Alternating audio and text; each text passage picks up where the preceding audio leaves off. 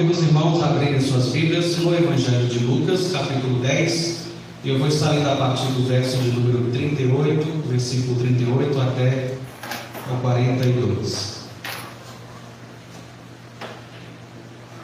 Estaremos meditando nesta noite sobre o tema priorizando o principal. Lucas capítulo 10, a partir do versículo 38 ao 42. Mesmo assentados como os irmãos estão, estarei lendo, os irmãos estarão acompanhando.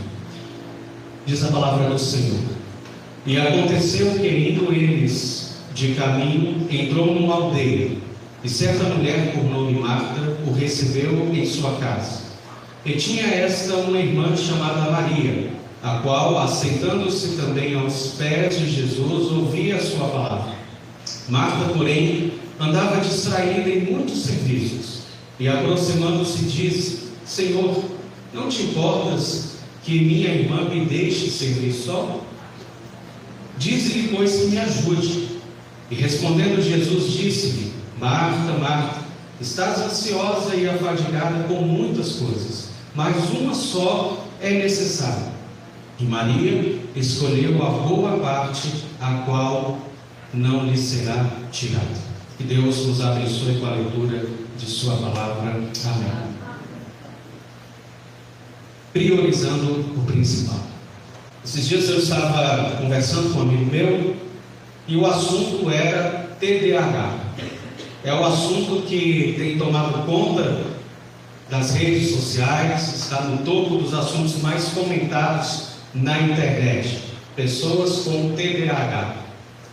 Essa novidade, aliás, esse transtorno acho que sempre existiu, mas agora é que as pessoas estão enfatizando, estão compartilhando sobre este assunto. E esse TDAH é o assunto que está, então, na atualidade. Mas o que é isso? Eu não sou especialista, mas pelo que eu li, os vídeos que eu vi, TDAH é um transtorno mental, é o que afeta a capacidade de concentração das pessoas.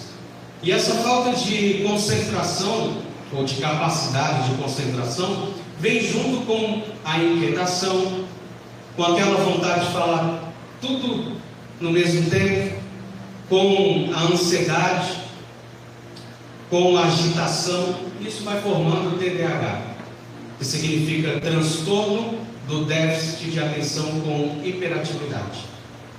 E aí vem aquelas famosas perguntas: será que eu tenho TDAH? Será que o meu irmão tem? Será que o meu primo tem? Será que fulano de tal tem? Ainda bem que eu não tenho o hábito de pedir para o irmão virar para o lado e falar, dizer algo para o irmão do lado, porque senão a pessoa, se eu dissesse que sou irmão do lado, e pergunta se ele tem TDAH, talvez não ia ficar muito legal este momento, Mas é interessante que parece que todo mundo vira psiquiatra ou neurologista e começa a dar os diagnósticos. Eu tenho certeza que meu primo tem TDAH. O irmão Joaquim Bigode da Silva, esse teria certeza, porque ele fala em 1 minuto 10 assuntos diferentes, tudo ao mesmo tempo. Depois ele quer voltar para o assunto principal, já não consegue lembrar, Ele fica naquela agitação, batendo o tempo todo na carteira, balançando a perna. Esse aí tem TDAH. Agora imagine, aliás, eu não sei se uma vez uma pessoa me disse assim, que todo mundo tem TDAH, só que uns são mais fortes e outros mais leves, mas aí eu não sei, é o especialista, é o médico quem vai dizer. Mas imagine que você estivesse ali naquele instante na casa de Marta, o texto que lemos. Imagine você observando o comportamento de Marta. Qual seria a sua análise? Imagine você ali vendo todo aquele momento de inquietação. Qual seria a sua análise daquela situação? Muito bem, o texto sagrado diz que Jesus estava de caminho para Jerusalém, passando na aldeia juntamente com os seus discípulos. Ele é convidado por Marta a se hospedar em sua casa. Marta e Maria e Lázaro eram amigos de Jesus, era uma família muito amada por Jesus. E então Jesus vai à casa de Marta, e ali estava também Maria. Marta e Maria, apesar de serem irmãs, tinham gêneros diferentes.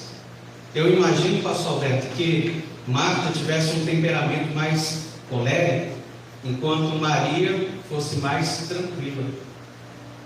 Marta estava inquieta, ela estava preocupada com muitas coisas, com os afazeres domésticos, talvez preocupada excessivamente em deixar tudo alinhadinho, tudo certinho para o próprio Jesus, para que ele mesmo fosse bem recebido. Aliás, era uma visita muito especial. Geralmente Marta era sempre mais criticada. Você já reparou isso? Marta, ela é aquela mulher impulsiva. Marta é aquela mulher impaciente. Marta é aquela mulher questionadora. Lá no capítulo 11 de João, quando Lázaro morreu, ela questiona a Jesus, dizendo: Senhor, se o Senhor estivesse aqui, o meu irmão não teria morrido. Só que Maria faz também o mesmo questionamento. Mas nós enfatizamos mais a questão da irmãzinha Marta, A gente só lembra dessas questões de Marta. Ela é impulsiva, ela é impaciente, ela é agitada, ela é inquieta. Mas de fato o texto diz exatamente que ela estava inquieta neste momento. Se fosse nos dias de hoje, talvez alguns diriam que Marta tivesse TDAH. Mas voltando ao episódio do texto, naquele momento específico, Jesus começa a falar e deixar alguns ensinamentos. E Maria estava ali quietinha, de boa, ouvindo Jesus falar, ouvindo os ensinamentos de Jesus. Naquele momento específico, Marta estava toda inquieta, agitada, com seus afazeres domésticos. Eu imagino que Marta estivesse ali preparando a janta. A tradução Almeida, Ferreira de Almeida, não diz propriamente, especificamente o que ela estava fazendo, mas a NPV faz um comentário interessante dizendo que ela estava preocupada ali com a janta, com os afazeres domésticos. Então eu fico imaginando aquela cena, aquela inquietação ali de Marta. E aí, em um determinado momento, ela diz: Senhor, não me parece injusto minha irmã ficar aí sentadinha, de boa, tranquila, ouvindo, enquanto eu faço tudo sozinho. Fala para ela vir me ajudar. Imagina se Jesus atendesse o pedido de Marta, se ele parasse tudo ali, tá bom. Mas não foi isso que aconteceu. Olha aí o versículo, a partir do versículo 41, mais uma vez. E respondendo Jesus, disse-lhe: Marta, Marta, estás ansiosa e afadigada com muitas coisas, mas uma só é necessária, e Maria escolheu a boa parte, a qual não lhe será tirada. É como se Jesus, falando numa linguagem mais coloquial, é como se ele dissesse assim: Marta, você está preocupada com todos esses serviços caseiros, mas agora eu estou falando, eu estou trazendo ensinamentos para a vida eterna, e Maria escolheu a boa parte. Eu sei que há muitas lições que nós podemos extrair deste texto sagrado. É provável que você já tenha ouvido diversas pregações sobre este texto, mas eu quero deixar apenas 3 lições nesta noite aos nossos corações, baseado nessa história narrada neste capítulo 10 do Evangelho de Lucas. Em primeiro lugar, a primeira lição que eu gosto de deixar aos nossos corações: priorize a palavra de Deus em sua vida. Priorize a palavra de Deus em sua vida. No passado nós comemoramos o Dia da Bíblia. Nós sempre comemoramos o segundo domingo do mês de dezembro. E nós aprendemos desde cedo, desde lá da classe de catecúmenos, que nem é mais chamado catecúmenos hoje em dia, novos crentes, a classe de preparação para o batismo. Mas desde cedo nós aprendemos que quando nós lemos a Bíblia, Deus fala conosco. Não é isso? Nós aprendemos que quando nós oramos, nós falamos com Deus, e quando nós abrimos a Bíblia, Deus fala conosco. Isso aí nós sabemos desde cedo. O problema é que hoje o mundo tem tentado nos distrair da palavra de Deus. O mundo tem tentado deturpar a palavra de Deus. O mundo tem tentado anular a palavra de Deus. Nós estamos vendo, nós podemos ver alguns projetos malucos aí no Congresso a respeito disso, da anulação da palavra de Deus, da proibição de pregar a palavra de Deus. E quando nós lemos a palavra de Deus, é como se fizéssemos como Maria fez. Ela se assentou aos pés de Jesus e ouviu as suas palavras. Quando nós lemos a Bíblia e reconhecemos que é Deus quem está falando, nós nos colocamos numa posição de submissão aos seus ensinamentos. E assim deve ser, queridos. Porque a palavra, como o pastor Daniel orou no começo do culto, essa palavra não é minha, essa palavra não é do pastor Amarildo, não é do pastor Alberto, do pastor Nilton que está acompanhando a transmissão. Essa palavra é de Deus. A Bíblia é a palavra de Deus, e quando nós pregamos, nós damos de Deus a palavra e de nós o testemunho. É Deus quem fala, e essa palavra, ela é viva, ela é eficaz, e ela não precisa ser atualizada, como recentemente um pastor queria fazer. A palavra de Deus não muda, e mesmo assim ela é a mais atual. Ela é fonte de vida eterna. Mas hoje, infelizmente, a palavra de Deus não tem sido prioridade nas nossas casas. A palavra de Deus não tem sido mais prioridade nas nossas famílias. E pasmem os irmãos, a palavra de Deus, infelizmente, não tem sido prioridade em muitas igrejas. Há vários atrativos, mas não há a pregação da palavra de Deus. O púlpito no centro do altar dá a ideia, a conotação de centralidade da pregação no culto, da importância da palavra de Deus. Hoje em dia, muitas igrejas nem púlpito mais têm. Acontece tantas coisas, mas a palavra de Deus não é pregada.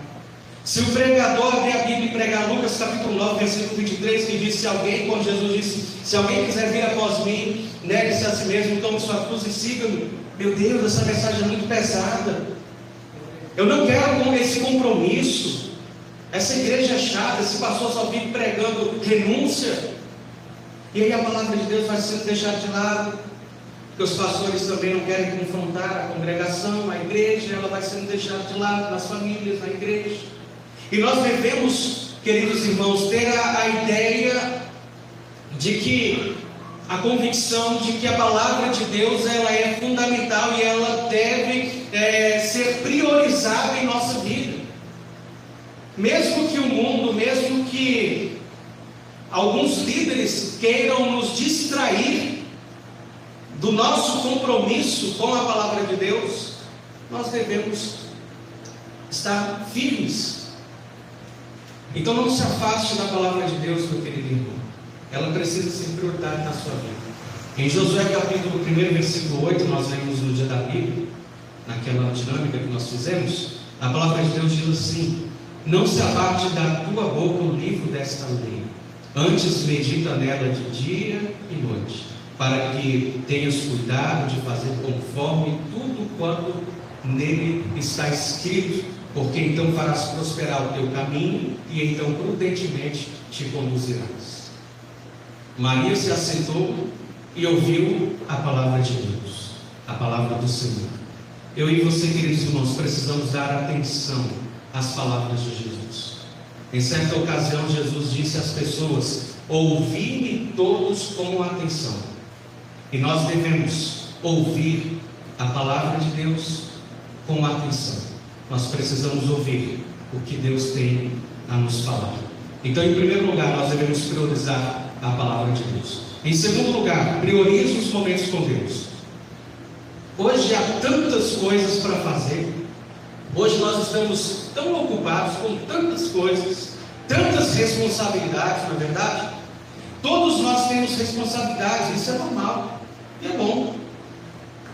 O problema é quando nós priorizamos as nossas responsabilidades sociais e deixamos o reino de Deus de lado. Aí sim isso é um problema.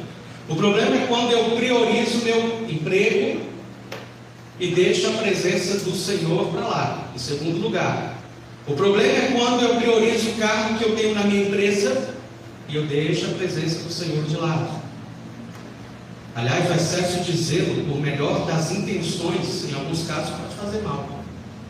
Mas o fundamental, e eu gostaria que você guardasse isso no seu precioso coração, o fundamental sobre todas as coisas é priorizar sua vida com Deus. Porque não adianta você ter o melhor emprego, ter o melhor trabalho, não adianta você ter o melhor salário, não adianta você ter o melhor cargo, não adianta você ganhar o mundo todo e perder a sua alma. Não adianta você ser e estar presente em todos os momentos lá do seu trabalho, da sua família, e estar ausente para com o Senhor. Não adianta você priorizar os seus compromissos e até ser o melhor e deixar Jesus de lado. Não adianta. Nós devemos priorizar os nossos momentos com Deus.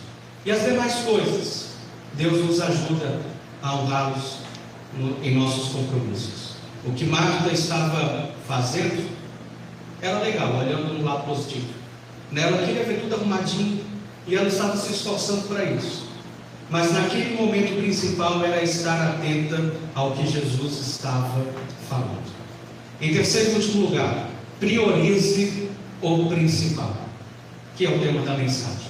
Pode até parecer algo óbvio, né? Priorize o principal. Se é principal, a gente tem que priorizar, né? Pode parecer assim, realmente óbvio. Mas tem tanta gente que não está priorizando o principal. Tem tanta gente priorizando o secundário e deixando o principal de lado. Lembrando que Jesus é o principal. Ele foi, é e sempre será o principal. Até Jairo, que era chamado de o principal da sinagoga, quando ele se viu numa situação de desespero, ele recorreu a quem era de fato o principal, Jesus Cristo. É interessante que nós podemos no texto até ver que o principal da sinagoga estava diante daquele que realmente é o principal, que é Jesus. E Jesus, meu querido irmão, ele deve ser sempre o principal em nossas vidas. Essa é a melhor parte, essa é a boa parte. E quem tem Jesus no coração tem o principal. Quem tem Jesus tem o necessário. Quem tem Jesus tem o suficiente para a vida e vida eterna.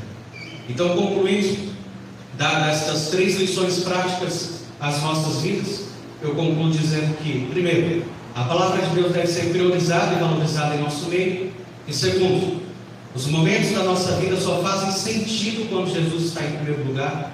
E terceiro, o principal e fundamental em todo o tempo é a presença daquele que realmente é o principal, que é Jesus Cristo, o nosso único e suficiente Salvador. Que Deus nos abençoe com estes pensamentos. Amém.